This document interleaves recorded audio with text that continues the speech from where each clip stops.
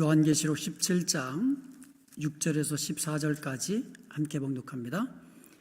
또 내가 보매 이 여자가 성도들의 피와 예수의 증인들의 피에 취한지라. 내가 그 여자를 보고 놀랍게 여기며 크게 놀랍게 여기니 천사가 이르되 왜 놀랍게 여기느냐. 내가 여자와 그가 탄 7 머리와 10뿔 가진 짐승의 비밀을 네게 이르리라.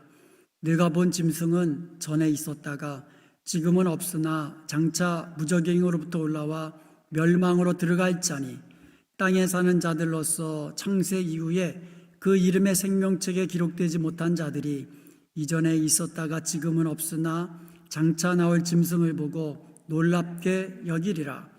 지혜 있는 뜻이 여기 있으니 그 7 머리는 여자가 앉은 7산이요 또 7 왕이라. 5은 망하였고 하나는 있고 다른 하나는 아직 이르지 아니하였으나 이르면 반드시 잠시 동안 머무르리라. 전에 있었다가 지금 없어진 짐승은 8째 왕이니 7 중에 속한 자라. 그가 멸망으로 들어가리라. 네가 보던 10뿔은 10 왕이니 아직 나라를 얻지 못하였으나 다만 짐승과 더불어 임금처럼 한동안 권세를 받으리라. 그들이 한 뜻을 가지고 자기의 능력과 권세를 짐승에게 주더라. 그들이 어린 양과 더불어 싸우려니와 어린 양은 만주의 주시요 만왕의 왕이심으로 그들을 이기실 터이요 또 그와 함께 있는 자들 곧 부르심을 받고 택하심을 받은 진실한 자들도 이기리라. 아멘. 7절에 보니까는요, 여자와 그가 탄 7 머리 10뿔을 가진 짐승의 비밀을 내게 알려주리라. 그래서 오늘 이 시간에는요, 큰 음녀와 그가 탄 짐승이 도대체 정체가 뭐냐 한번 살펴보기를 원합니다. 어때요, 여러분? 오늘 본문 말씀 이제 함께 봉독했는데 이게 무슨 소리인지 하나도 이해가 안 되시죠? 이해가 되십니까? 솔직히 이거 10번, 20번 읽어도 이게 무슨 소리인지 정말 어려워요. 성경에 보면은 그 해석하기 어려운 구절들이 있거든요. 이제 그 중에 또 대표적으로 본문 말씀이 되겠습니다. 그렇지만 하나님께서 우리에게 가르쳐 주신 대로 또 하나님이 주신 성령의 그 지혜를 가지고 하나씩 살펴보도록 하겠습니다. 자, 큰 음녀가 많은 물 위에 있다 그랬어. 3절 한번 3절 5절을 보면은요. 5절을 보면 그의 이마에 이름이 기록되었으니 그의 이마, 그가 큰 음녀거든요. 여자를 말하거든요. 비밀이라 큰 바벨론이라 땅의 음녀들과 가증한 것에 어미라였더라. 음녀가 많은 물 위에 탔다 그랬는데 이 음녀의 정체는 뭐라 그랬어요? 바벨론이다. 우리 지난 시간에 살펴보았습니다. 큰 음녀는 바벨론이고 그 바벨론의 그 구체적인 묘사, 땅의 음녀들과 가증한 것들의 어미, 이렇게 설명해 있어요. 땅의 음녀들과 가증한 것들의 어미다. 사탄의 신전 노릇하면서요. 그리고 교회를 핍박하고 짐승을 섬기도록 이렇게 미혹하고 또 성도들을 박해하는, 그와 같은 하나님을 그래서 멀리하도록 하는 이와 같은 영적 음행을 저지르도록 앞장서는 이 존재, 그것이 바로 음녀다, 바벨론이다. 이 세상 권세와 문화를 가지고 하나님을 대적하고 우상, 사탄을 경배하도록 하는 이제 그와 같은 이 존재를 바벨론이다, 음녀다 이렇게 표현한 겁니다. 자, 바벨론이 많은 물 위에 앉아있다 그랬어요. 그 많은 물이 뭐냐? 우리 지난주에 한번 살펴봤죠. 15절에 보니까 백성과 무리와 열국과 방언들이다. 분명히 해석해 주셨어요.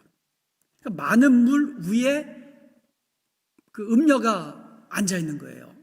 어떻게 보면 이 많은 물은 모든 나라, 그리고 그 나라 백성들, 방언들, 무리들, 이것이 많은 물이거든요.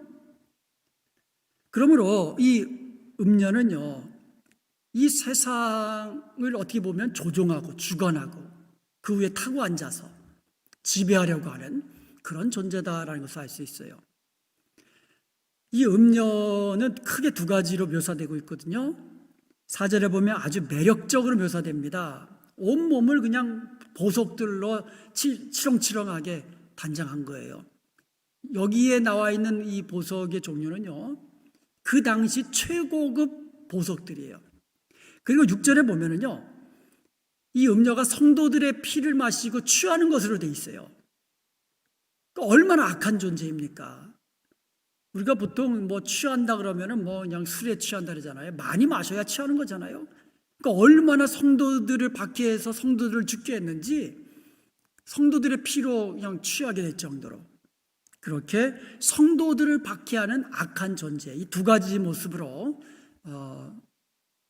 이제 세상을 미혹하고 성도들을 박해하는, 그래서 사람들로 하여금 미혹해서 사탄을 경배하게 하고 짐승의 우상에게 절하게 하는 이러한 영적 음행을 가져오게 하는 그러한 이 존재를 바벨론이다, 큰 음녀다 이렇게 이야기한 거예요.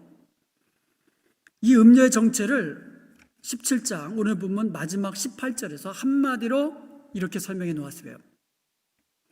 내가 본 그 여자는 땅의 왕들을 다스리는 큰 성이라. 그래서 큰 성 바벨론이다 이렇게 나와요. 18장에 보면은요, 계시록 18장에 큰 성 바벨론이 멸망하는 것이 나옵니다.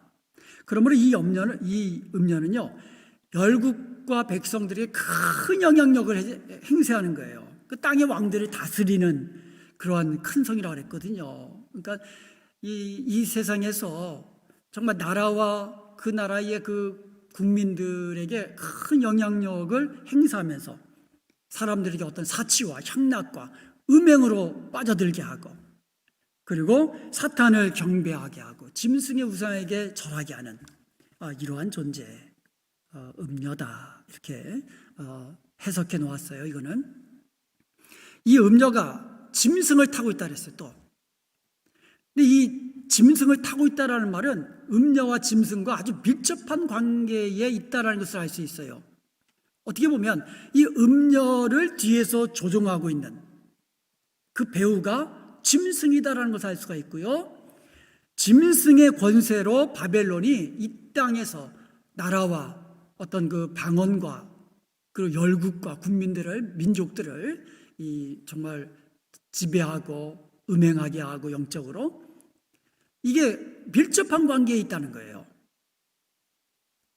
자, 그렇다면 오늘의 그 핵심, 이 여자가 타고 있는 짐승은 정체가 뭐냐 이거예요.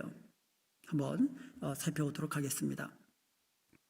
3절 한번 보겠습니다. 오늘 3절에 보면은요, 곧 성령으로 나를 데리고 광야로 가니 내가 보니까 여자가 붉은빛 짐승을 탔는데, 자, 여자가 타고 있는 짐승은 어떤 짐승이에요? 일단 붉은빛 짐승이다 그랬어요.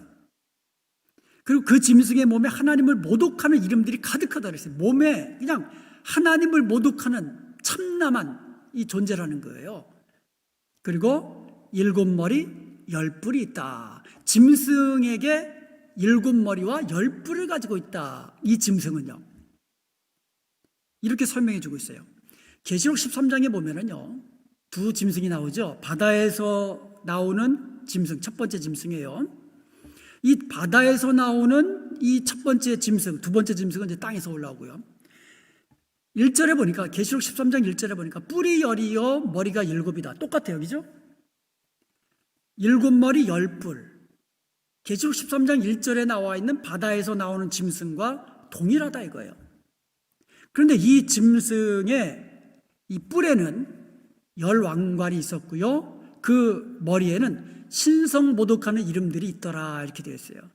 그러니까 하나님을 모독하는, 신성 모독하는 이름들이 계시록 13장에서는 그 머리에 있다고 그랬는데, 계시록 17장에서 3절에 보면 몸에 있다고 그랬는데, 뭐 그거는 뭐 하여간 둘이 같은 존재라는 것을 우리가 알 수가 있죠. 그죠? 그래서 여자가 타고 있는 그 짐승은 바다에서 나온 짐승이다 이렇게 해석할 수가 있는 거예요.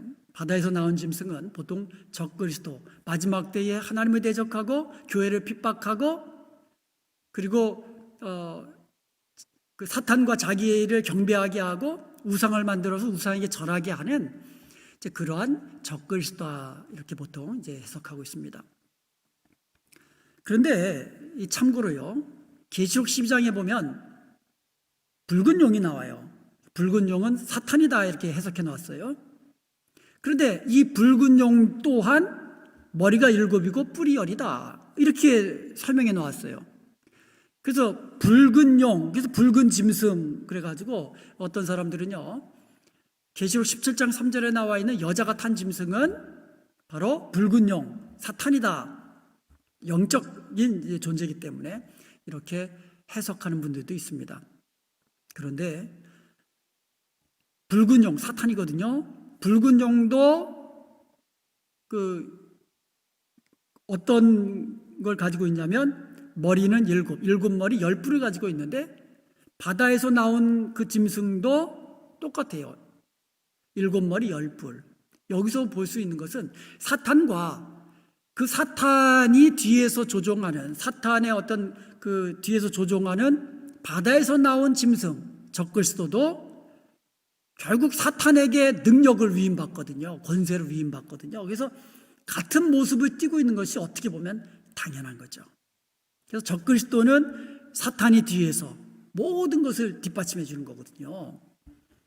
그래서 7머리 10뿔이라는 이제 같은 모습, 동일한 비슷한 모습을 띠고 있다는 거 우리가 참고로 한번 살펴보았습니다. 자, 그러면 짐승이 7머리 10뿔을 가지고 있다 그랬잖아요. 그럼 7머리에 대해서 오늘 본문에 설명해 놓은 게 있어요. 8절에 보니까 네가 본 짐승은, 자, 짐승에 대해 설명하는 거예요. 전에 있었다가 지금은 없으나 장차 무저갱이로 올라와 멸망으로 들어갈 자. 이렇게 설명했어요. 전에 있었어요. 그리고 지금은 없으나 장차 무저갱이에서 올라와 멸망으로 들어갈 자다. 이렇게 설명해 놓았고요. 두 번째 설명, 8절 마지막에 보니까 이전에 있었다가 지금은 없으나 장차 나올 짐승. 이전에 있었어요. 근데 지금은 없어요. 그렇지만 장차 다시 나올 그 짐승이다. 17장 11절에 보면 이렇게 설명해 놓았어요. 전에 있었다가 지금은 없어진 짐승이다. 지금 동일한 짐승을 설명하고 있는 거예요. 그런데 점점 어떻게 보면 간략하게 설명합니다. 그죠? 그래서 동일한 이 짐승을 묘사하는 데 있어서 똑같은 말을 길게 반복하는 것을 피하는 거예요. 그래서 갈수록 아주 간략하게 짧게 설명해 놓았지만 중요한 것은 뭐예요? 전에 있었다가 지금은 없고 장차 다시 나타나서 멸망으로 들어갈 자다. 이렇게 설명해 놓고 있습니다. 근데 이게 굉장히 어렵잖아요. 이게 무슨 뜻인지 잘 모르잖아요. 그래서 설명해 주셨어요. 뭐라고 설명해 주셨느냐? 9절에 보니까 짐승이 가지고 있는 7머리의 정체에 대해서 설명해 놓았습니다. 지혜 있는 뜻이 여기 있으니 그 7머리는 여자가 앉은 7선이요 또 7왕이라. 이렇게 설명해 놓으셨어요. 짐승에게 7머리가 있다 그랬어요. 근데 그 짐승을 타고 앉아 있는 것이 그 큰 음녀라고 그랬어요. 이 7머리, 이 음녀가 타고 있는 7머리의 정체가 뭐라고요? 7산 또는 7왕이다. 이렇게 설명해 놓았어요. 그 짐승은 세상 나라와 임금들을 주관하고 있다는 것을 알 수가 있어요. 그렇잖아요? 짐승이 7머리를 가지고 있는데 머리가 7개예요. 근데 이 7머리가 세상의 나라, 세상 임금들이라는 거예요. 그러니까 이 짐승이 세상 임금들, 나라들을 주관하고 있다는 것을 알 수가 있어요. 근데 그 7나라, 7왕을 이렇게 묘사하고 있어요. 5은 망하였고 하나는 있고 다른 하나는 아직 이르지 아니하였으나 이르면 반드시 잠시 동안 있으리라. 자, 다섯이 망했고 하나는 지금 있다 그랬어요. 자, 그러면 사도 그 요한 당시에 지금 있는 나라, 하나님을 대적하는 그런 나라, 그 나라는 뭐 어디입니까? 로마잖아요. 그러니까 지금 있는 나라는 로마 제국, 로마를 지금 상징적으로 지금 알려주고 있다는 것을 우리는 볼 수가 있는 거예요. 지금 있는 나라는 로마예요. 그렇다면 전에 있던 나라들은 그러면 어떤 나라들이냐? 그러니까 특별히 이제 제국을 이루었던 그와 같은 이 나라들을 살펴보면은요, 로마 전에 알렉산더 헬라 제국이 있어요. 그리스라 그러죠. 헬라 제국이 로마 전에 있었고요. 그 헬라 제국 이전에 메데 파사가 페르시아거든요. 페르시아 제국이 있었어요. 페르시아 제국 전에 바벨론 제국이 있었습니다. 그러니까 바벨론 제국은 지금 이라크예요. 페르시아 제국은 지금의 이란입니다. 그리고 헬라 제국은 지금의 그 인본주의 사상을 아주 그냥 어떻게 보면 부흥을 일으켰던 그런 그리스 문명, 헬라 문명이라고 그러죠.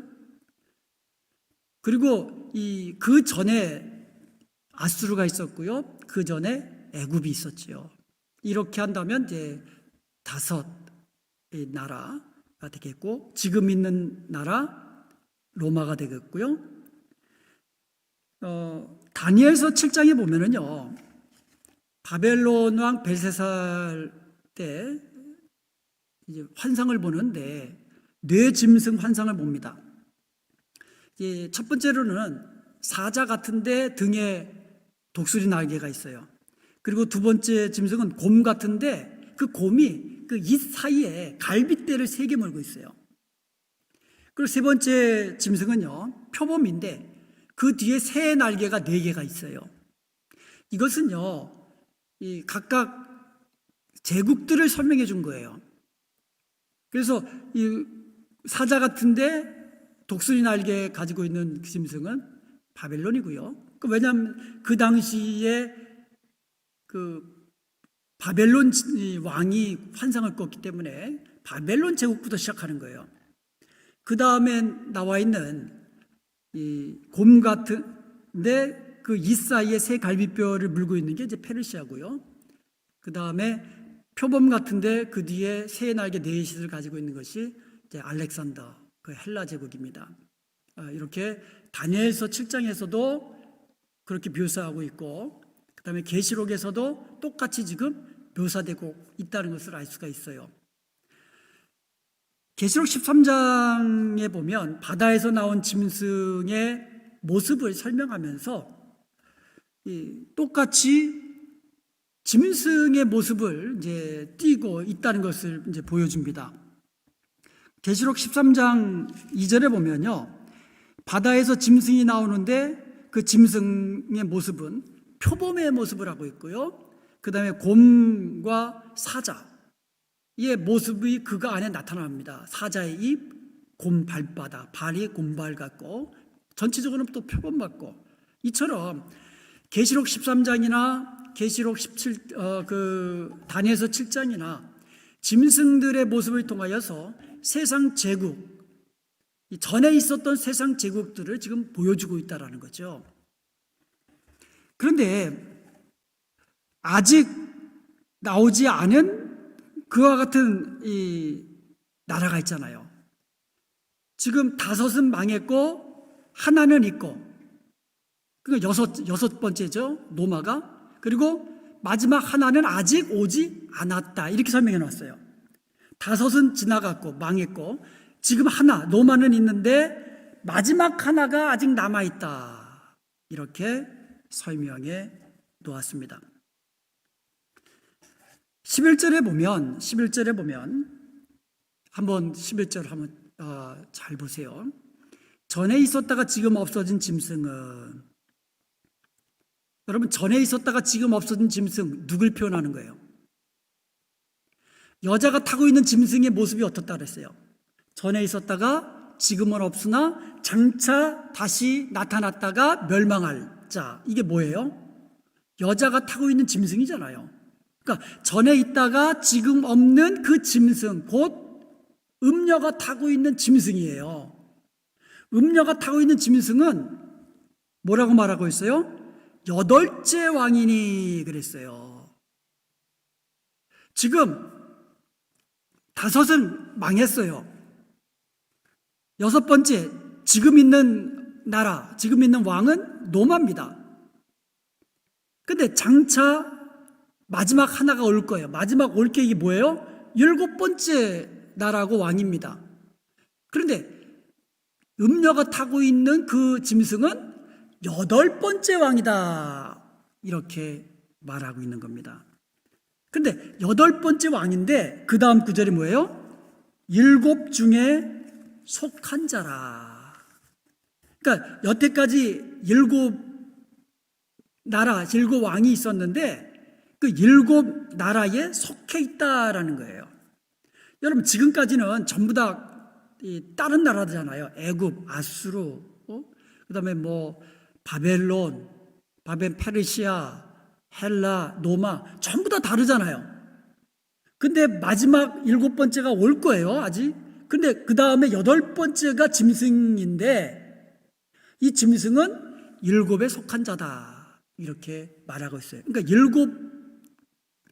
나라 가운데 하나다. 이렇게 보면 될 거예요.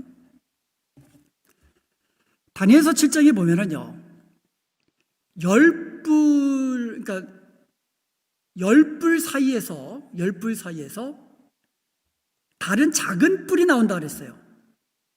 자, 그러면 10뿔이 뭐냐? 그러니까 지금까지 이제 7 머리에 대해서 좀 살펴봤어요. 그러니까 10뿔이 그럼 뭐냐? 계시록 17장 12절에 보니까 설명을 이렇게 해주셨어요. 내가 보던 10뿔은 10왕이니. 10뿔이 뭐라고요? 10왕이다. 아직 나라를 얻지 못하였으나 다만 짐승과 더불어 임금처럼 한동안 권세를 받으라. 아직 나라를 얻지 못했다. 여기서요. 이 시점이 지금 어느 시점입니까? 사도 요한 시점이에요. 그러니까 사도 요한 시점에서 지금 있는 나라는 로마라 그랬어요. 그리고 마지막 7번째 나라가 아직 오지 않았다 그랬는데 내가 보던 10뿔은 10왕이니 그랬거든요. 아직 나라를 얻지 못했다. 연관이 있다는 것을 알 수가 있어요. 그런데 곧 이 나라를 얻어가지고 권세를 한동안 받을 건데 그들이 한 뜻을 가지고 자기의 능력과 권세를 짐승에게 주더라. 그러니까 10뿔, 그러니까 10왕이 자기들의 모든 권세를 누구에게 줘요? 짐승에게 주더라. 그러니까 10왕, 10뿔, 그러니까 10왕은 짐승이 아니라는 거예요. 이해가 되시죠? 10뿔은 10왕인데 장차 이 10왕이 나타날 거란 말이에요. 잠시 권세를 누릴 건데 이 10왕이 세력을 모아가지고 그 세력을 전부 다 누구에게 줘요? 짐승에게 주더라. 그렇다면 짐승은요, 어떤 권세를 누립니까? 적그리스도의 권세, 마지막 이 주님 모시기 직전에 적그리스도가 나타나가지고 하나님을 대적하고 교회를 핍박하고 막 그럴 텐데 그 짐승의 권세는 어떤 권세냐? 첫 번째로요, 붉은 용이 자기의 모든 권세와 능력과 이런 것들을 그 짐승에게 줬다 그랬어요. 그리고 적그리스도는요, 첫 번째로 어떤 권세를 가지고 있어요? 사탄의 모든 권세를 가지고 있다는 거예요. 사탄의 능력, 사탄의 권세, 이것을 짐승, 적그리스도가 가지고 있는 거예요. 두 번째로 이 짐승은 어떤 권세를 가지고 있어요? 10왕이 자기들의 모든 그 능력과 권세를 누구에게 줬다 그랬어요? 짐승에게 줬다 그랬잖아요. 그러니까 이 짐승은요, 이 땅을 다스리는 열 왕으로부터 모든 권세와 능력을 다 받은 거예요. 그러니까 마지막 적그리스도의 능력은, 권세는 어마무시한 거죠. 사탄의 권세와 이 세상 열 왕의 권세를 다 가지고 있다는 거예요. 그러니까 이 무시무시한 권세와 능력으로 하나님을 대적하는 거예요. 그런 능력을 가졌기 때문에 이 하나님을 대적하는 겁니다. 이것을 다니엘서 7장에서는 이렇게 묘사했어요. 10뿔이 있는데 10뿔 사이에 조그만한 다른 뿔이 하나가 나와요. 그러니까 10뿔이 있는데 10뿔 사이에 조그만한 뿔이 나오기 시작해가지고 이 뿔이 10뿔 가운데 3뿔을 뿌리채 뽑아버려요. 그러니까 10왕 가운데 3왕을 완전히 그냥 무너뜨리는 거예요. 그러니까 7왕만 남은 거예요. 7왕만 남고 또 누가 남아요? 작은 뿔이 남은 거예요. 지금 계시록 17장에서 보면은 7뿔은 7나라 7왕이라 그랬잖아요. 근데 짐승은 8번째니 그랬어요. 이 8번째니, 그러니까 8번째 뿔이라는 뜻이잖아요. 그러면 다니엘서의 그 기록에 의하면 10뿔 사이에 작은 뿔이 나타났는데 이 작은 뿔이 3뿔을 뿌리채 뽑아버린 거예요. 동일하잖아요. 7뿔만 남았고 8번째 작은 뿔이에요. 이 작은 뿔이 바로 짐승이에요. 적그리스도라는 얘기예요. 이 작은 뿔에는요, 사람의 눈이 있다고 그랬어요. 그리고 이 작은 뿔에는요, 큰 입이 있어가지고 이 큰 말을 하는 거예요. 이 말을 하는 이 말이 어떤 말이에요? 참남한 말을 하는 거예요. 하나님을 모독하는 말, 신성을 모독하는 말. 바로 이 적그리스도가 행하는 그 짐승의 모습, 뭐라 그랬어요? 몸에 하나님을 모독하는 이름들이 있다고 그랬잖아요. 그 말들이 있다고 그랬잖아요. 이것이 바로 이 짐승의 모습이라는 거죠.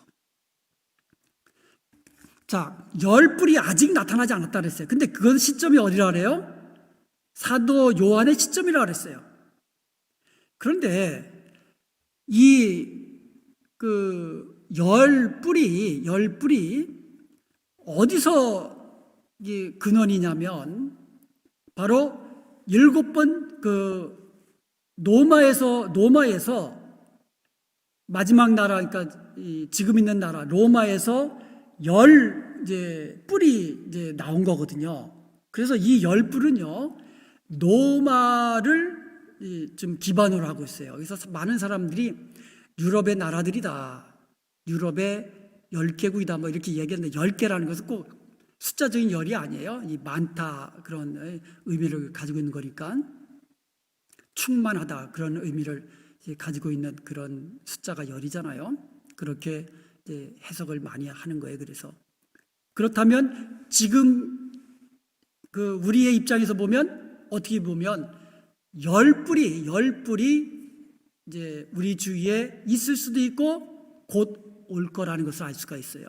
그리고 10뿔이 나타나면 그 다음에 누가 나타나요? 적그리스도가 나타난다는 것을 우리가 알 수가 있다라는 거예요. 자, 그러면 적그리스도의 성격은 어떠냐? 계시록 13장 할 때 우리가 잠시 살펴보았는데, 적그리스도의 모습은요 다니엘서 7장 19절에서 27절까지 잘 나타나 있는데, 어린 양과 그를 따르는 무리와 싸우고요, 그리고 특별히 25절에 보니까는요, 그가 장차 지극히 높으신 이를 말로 대적한다 그랬어요. 말로 대적한다. 그러니까 이 적그리스도는 내가 그리스도다라고 이야기하겠죠. 나를 믿으라, 나를 섬겨라, 뭐 이런 말을 하겠죠. 예. 그렇게 말로 신성 모독하고 하나님을 모독하고 그런 특징을 가지고 있고요. 두 번째 특징은 지극히 높으신 이의 성도를 괴롭게 한다. 성도들을 박해할 겁니다. 적그리스도의 특징은요, 성도들, 교회를 핍박합니다.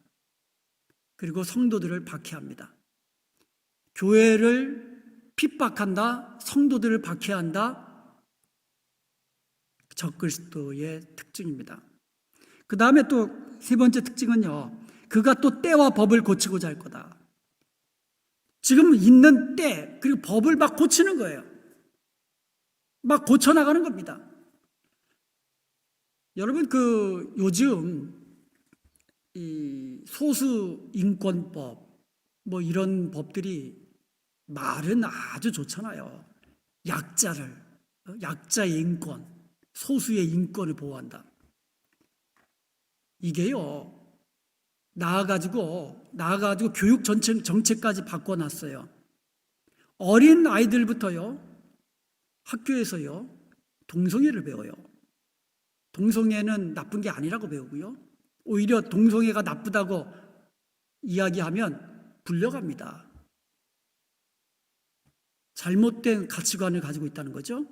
그래서 동성애가 나쁜 게 아니라고 이야기할 때까지, 그것을 인정할 때까지 계속 그런 정책이에요.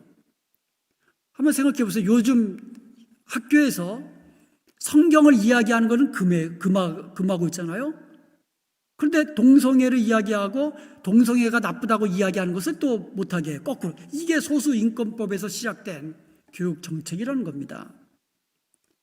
미국은 벌써 시행됐고, 유럽 뭐 벌써 시행됐고, 한국이 요새 이것을 계속 발의를 합니다. 국회에서.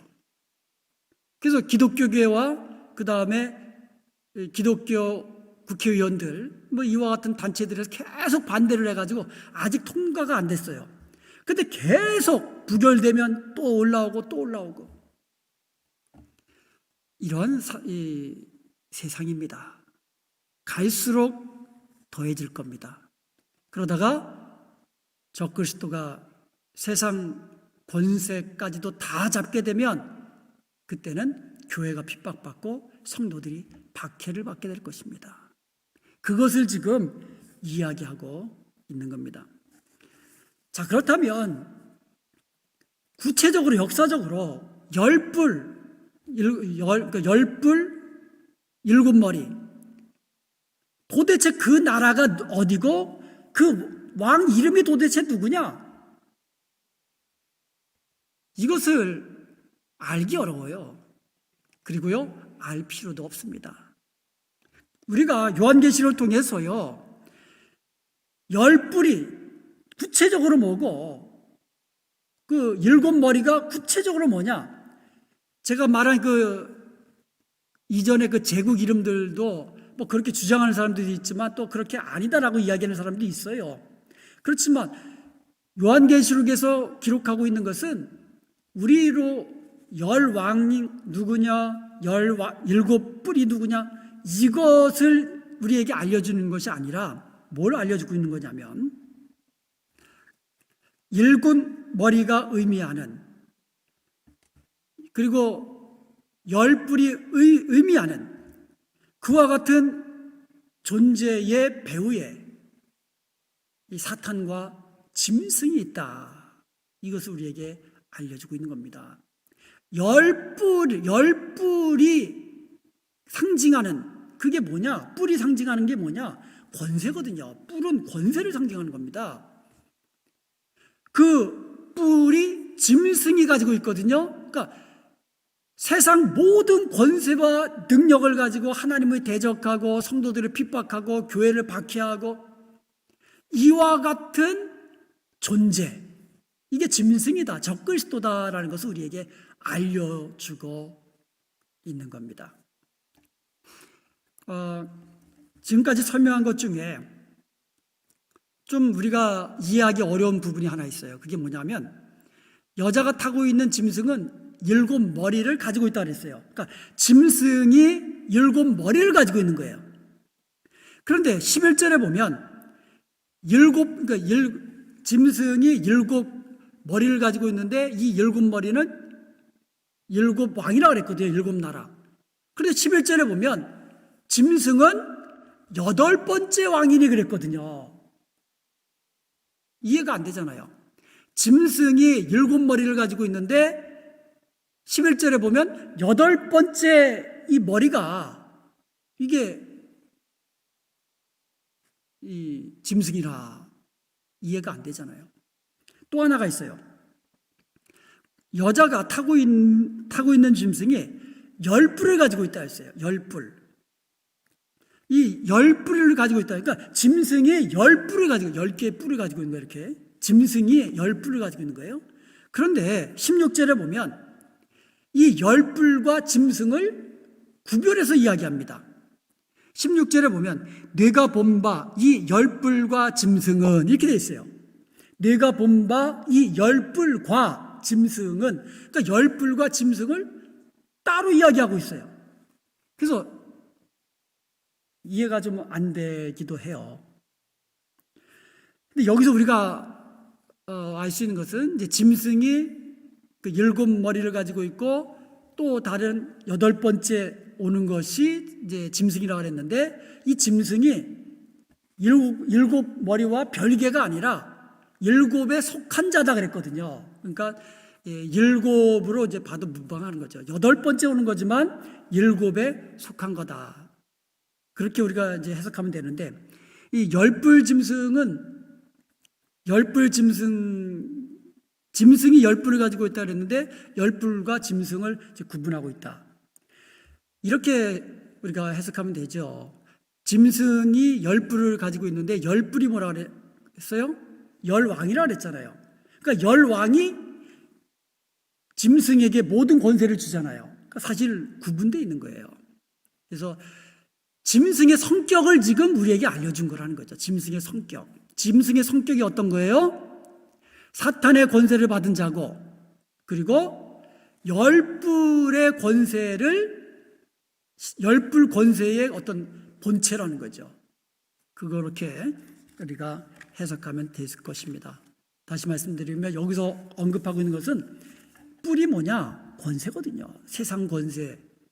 세상 권세를 가지고 이 세상 열국과 이 세상 민족과 이 세상 방언과 이 세상 모든 이 백성들을 주관하고 지배하는 권세를 가진 자, 마지막 때 그런 무시무시한 권세, 능력을 가진 이제 적그리스도가 나타날 거다.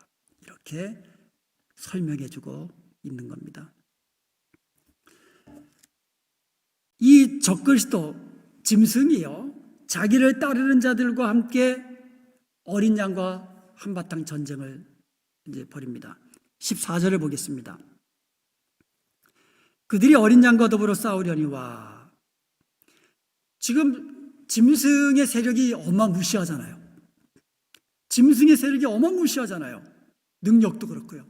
그러니까 이제 어린 양과 한번 싸워도 되겠다. 한번 싸우는 거예요. 그 전에 사탄이 하나님께 대적했잖아요. 그랬다가 쫓겨났잖아요. 패해가지고 이 땅으로 쫓겨 내려왔잖아요. 하늘에서.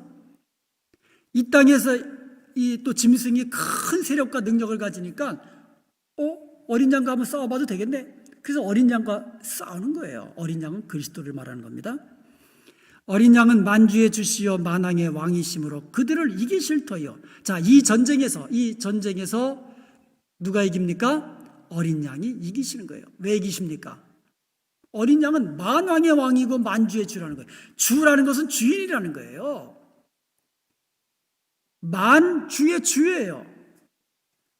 그러므로 모든 존재의 주인이라는 겁니다. 사탄도요, 처음에 누구에 의해서 창조된 거예요? 하나님이 창조하셨잖아요. 하나님이 창조한 이 천사들, 그 천사들의 우두머리 중에 하나가 사탄. 그런데 교만해가지고 너무너무 뛰어나니까, 지혜도 많고 너무너무 아름답고, 그러니까 하나님과 한번 싸운 거야. 내가 하나님과 비기리라, 하나님과 동등하게 되리라. 그래가지고 쫓겨난 거잖아요. 그러니까 모든 존재의 주인은 어린 양 그리스도, 그러니까 이 싸움에서 지실 리가 없지요. 그 다음에 어린 양은 뭐예요? 만왕의 왕이십니다. 통치자라는 거예요. 이 세상, 이 우주 만물의 통치자라는 거예요. 다스리는 이 분이 바로 어린 양 대신 그리스도라는 거예요. 그러므로 이 전쟁에서 어린 양이 반드시 승리한다고 말씀하는 거죠. 그런데요, 그 다음 구절이 또 우리에게 중요합니다. 그와 함께 있는 자들도 이기리라는 거예요. 어린 양과 함께 있는 자들이 누굽니까? 곧 부르심을 받고 택하심을 받은 진실한 자들도 이기리로다. 할렐루야. 교회가 승리한다는 거예요. 교회는 이 예배당 건물이 아니라 그래서 비딩이 아니라 예수 믿는 성도들, 예수님 믿는 성도들의 이 집합체, 이게 교회라고 그랬어요. 교회가 이기는 거예요. 온 성도들, 예수님을 믿는 성도들이 이기는 거예요. 왜요? 부르심을 입었기 때문에. 하나님이 불러주신 거예요. 두 번째로 택하심을 받았기 때문에 하나님이 택하신 거예요.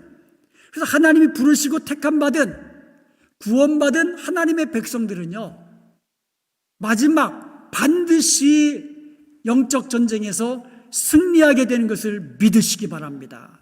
왜요? 어린 양이 승리하시기 때문에.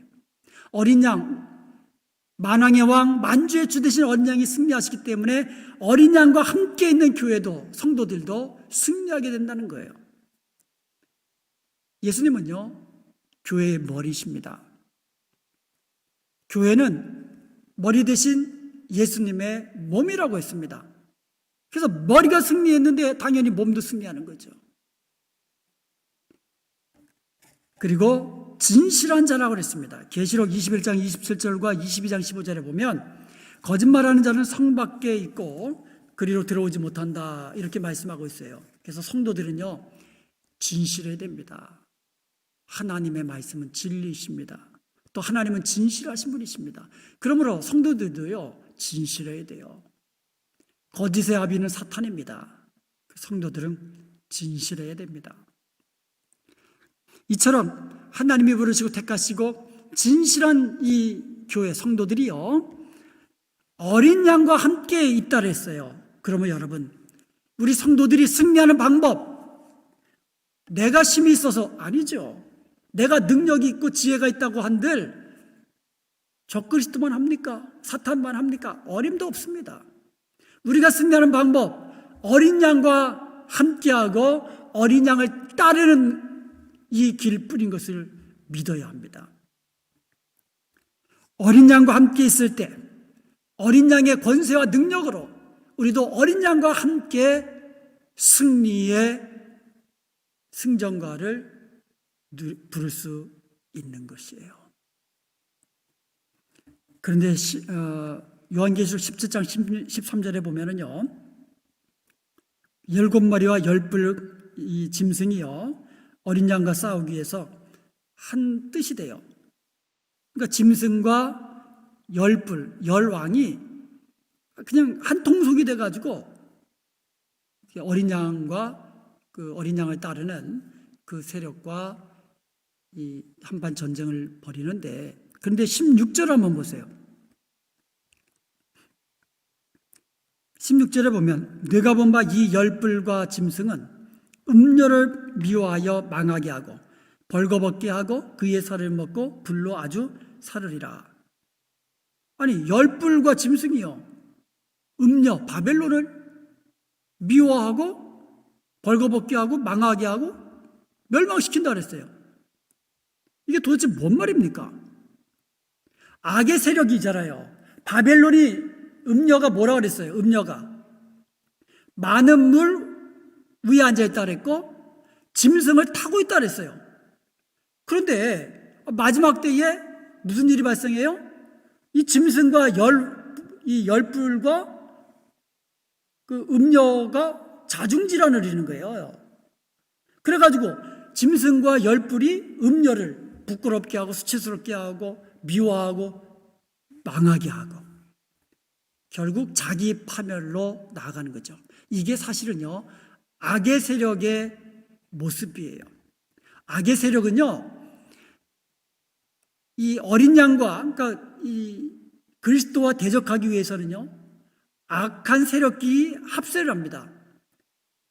예수님을 죽이려고요, 바리새파와 사두개인들이 서로 합심했잖아요. 원래 바리새인들과 사두개인들은 아주 앙숙이에요.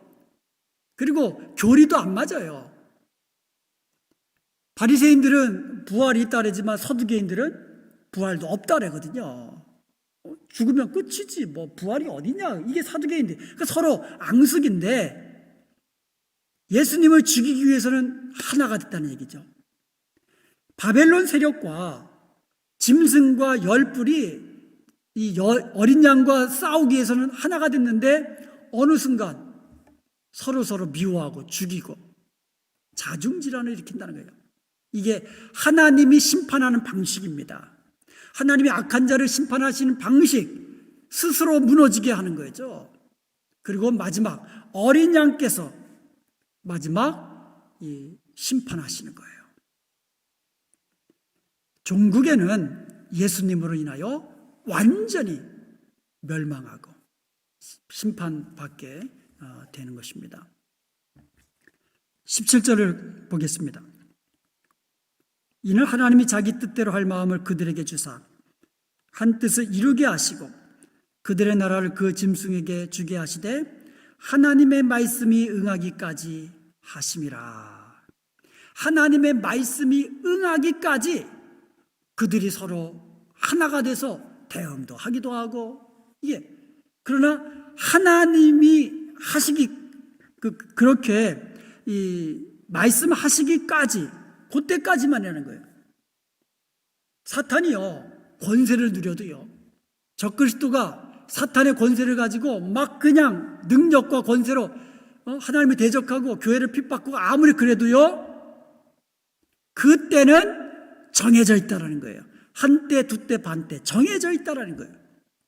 하나님이 정하신 그때가 지나가면 그들도 어린 양 대신 그리스도의 손에 멸망하게 될 것입니다.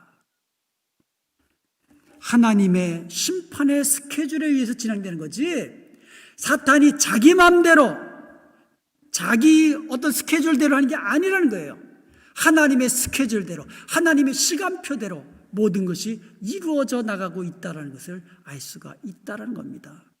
사탄이, 적그리스도가, 세상 바벨론 세력이 아무리 하나님을 대적하고 우리 주님을 대적하고 교회를 핍박하고 성도들을 핍박한다 할지라도 모든 것은 하나님 손에 아래에 있음을 우리가 믿는다면, 그리고 마지막에는 바벨론 세력은 멸망하게 되고 어린 양과 교회가 마지막 최후 승리를 얻게 된다는 사실을 우리가 알게 된다면, 우리가 이 땅에 살아가면서 믿음을 지키며 주신 사명 감당하며 땅끝까지 예수 그리스도의 십자가의 복음을 전하는 데에 우리가 끝까지 충성할 수 있는 겁니다. 우리는 우리가 할 일 하면 되는 거예요. 어린 양과 끝까지 함께 있어야만 합니다. 사탄이 우리를 두려워해요. 사탄이 우리를 두려워하는 것은 내가 힘있어서가 아니라 우리가 함께하고 있는, 우리와 함께 계시는 어린 양 때문이에요. 사탄이 예수님을 무서워하기 때문에 예수님과 함께하는 우리도 무서워하는 거죠. 우리가 예수님의 이름으로 물리칠 수 있잖아요. 내가? 아니죠. 나와 함께 계시는, 내가 함께 있는. 그러면 여러분, 마지막 때일수록 더욱더 끝까지 예수님과 함께 있어야 돼요. 믿음으로 예수님 붙잡고 예수님의 이름으로만 그렇게 하루하루 믿음을 지켜나가는, 그리고 마지막에 승리의 면류관 받아 누리는 저와 여러분 되시기를 주님의 이름으로 축복합니다.